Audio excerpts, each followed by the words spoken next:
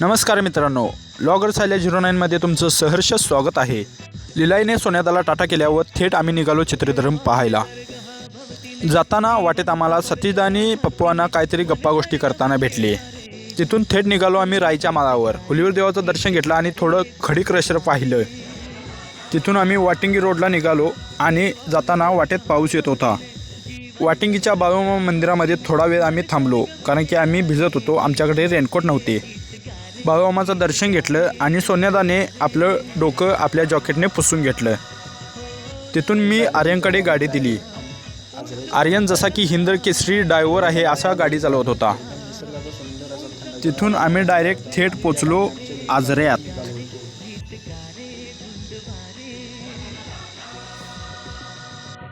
आजऱ्यात जाताना आम्हाला वडाची झाडे भेटली। तिथे निसर्गरम्य असं सुंदर वातावरण होतं। आजऱ्यातून जाताना रस्त्यात खड्डा आहे की खड्ड्यात रस्ता आहे हेच समजत नव्हतं।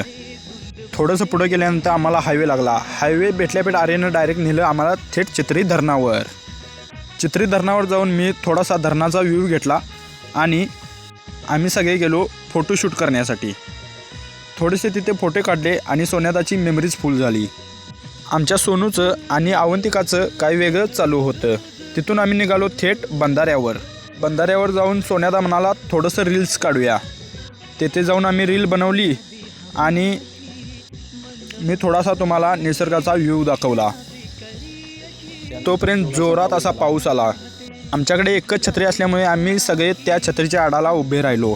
इकडे आर्यन काय भूताने झपटल्यासारखाच करत होता। त्यानंतर आम्ही घरी गेलो। धन्यवाद।